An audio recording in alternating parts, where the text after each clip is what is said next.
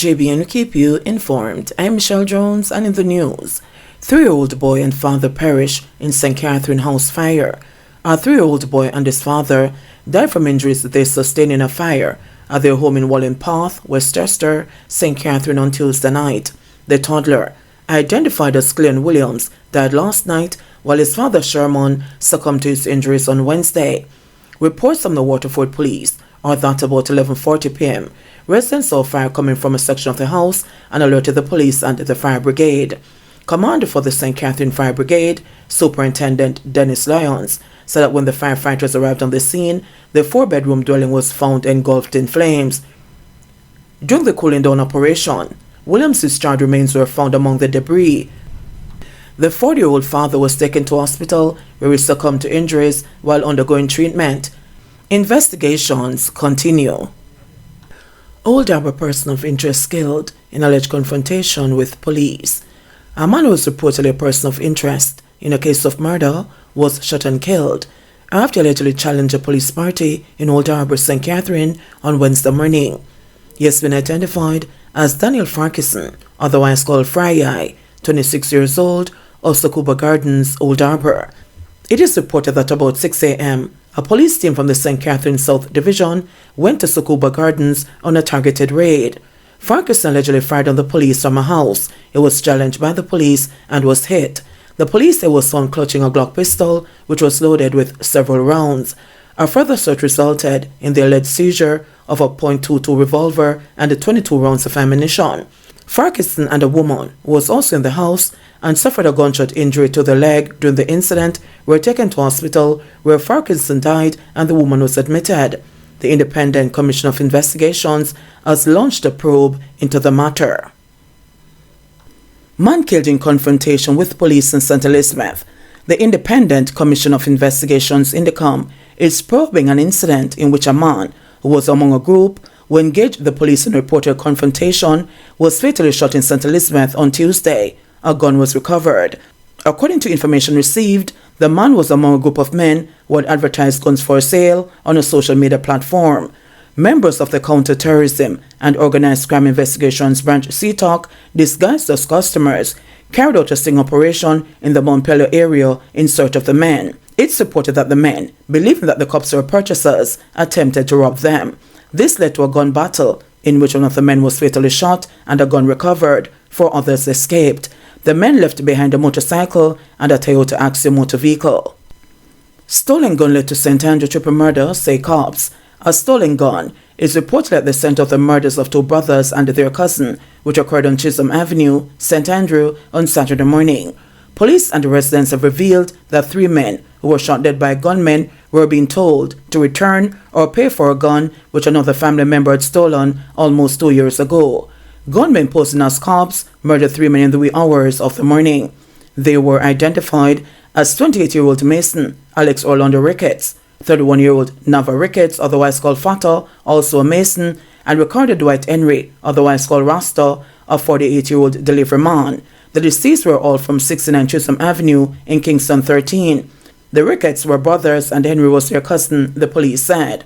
It is understood that the now deceased men had a family member who stole a gun almost 2 years ago. That family member was killed, but the weapon was never returned. Since then, residents and police have said gunmen have been harassing the now deceased men over the missing gun, requesting that they return one or pay for the stolen weapon. Things reportedly came to a head on Saturday when the gunmen took the 3 men from their home and killed them execution style at another premises. Police had reported that around 1:15 a.m., 3 men armed with rifles and posing as police officers entered the premises and took the 3 men from their dwelling house. It was further reported that the gunmen led them at gunpoint to another dwelling house on the premises where they opened gunfire, hitting all 3 men in the upper body and killing them on the spot. The gunmen then made their escape on foot in the area. Several 5.56mm and 9mm spent casings were found at the murder scene, the police said.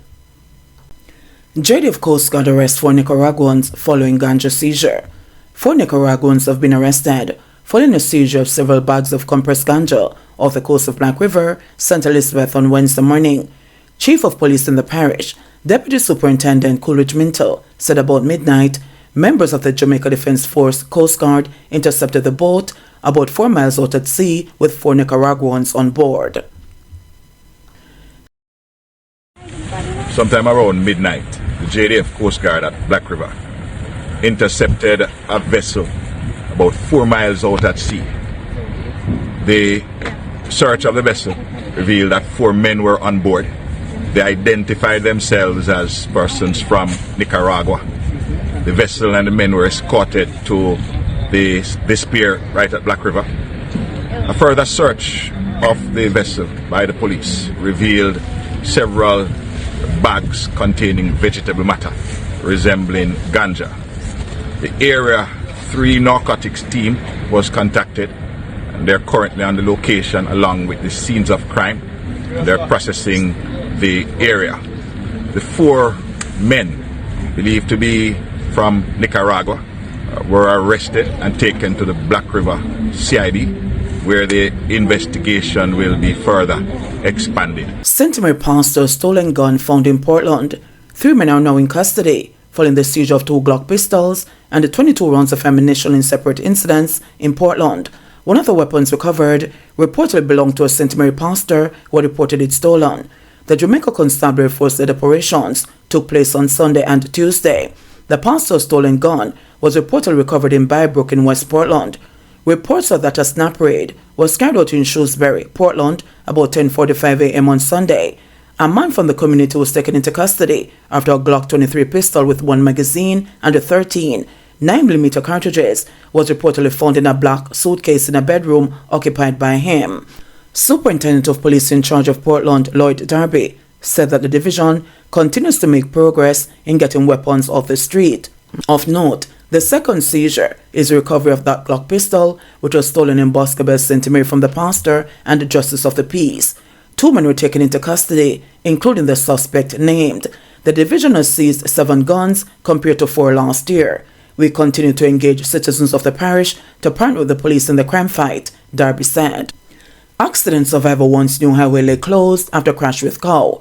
A motorist who had an accident after encountering several cows standing in pitch darkness along the Maypen to Williamsea leg of Highway 2000 wants the authorities to close the roadway until critical infrastructure is in place to prevent similar crashes. Sheldon Tomlin, who lives in Williamsfield, Manchester, said that he was taking a friend who was visiting the island to Kingston on Saturday night when the freakish accident occurred. We were coming from Williamsfield, and just as we passed the porous exit on the new leg of the highway, I just saw 4 or 5 cows standing on the road, he explained. But the road is very, very dark, so by the time I got to the cows, by the time I saw the cows, was when I was pretty much on top of the cows. So I swerved from what I could see, but I swerved into a black cow that I couldn't see at all, he said. The 38-year-old argued that the accident could have been prevented if there had been proper lighting on the newly opened roadway. I think the road should be closed for now, until they put the proper infrastructure in place. I hear that they are still in fences, but I don't think we can depend on only the fences. If it was more properly lit, then an accident of that nature could have been avoided, Tomlin said, noting that lives could be lost if the situation is not addressed urgently. Since the opening of the highway leg 2 weeks ago, safety concerns, including inadequate signage and lighting, and the danger posed by stray animals have been raised. On Monday, China Harbour Engineering Company Jamaica Limited, the contractor, pointed to acts of vandalism and the theft of fencing along the highway, noting that this has become a major concern. Fortunately, Tomlin said that he and the 3 passengers in the vehicle only sustained minor injuries. Although he did not indicate whether he intends to pursue legal action against the highway operators, the businessman, who is in the food service industry, said that he has already consulted an attorney. It was frightening.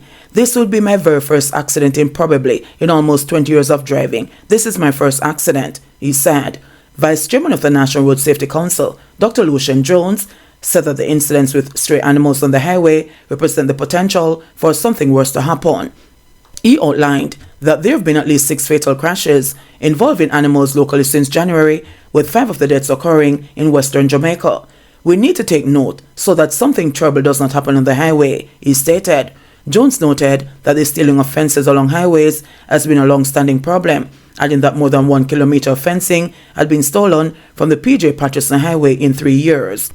Although he acknowledges that most highways do not generally have lighting, he contends that since this particular leg passes through cow country, it would be useful to install street lamps in these areas as well as at locations where thieves are removing fences. Meanwhile, Jones said that certain aspects of what you'd associate with a safe road were missing when the highway was opened.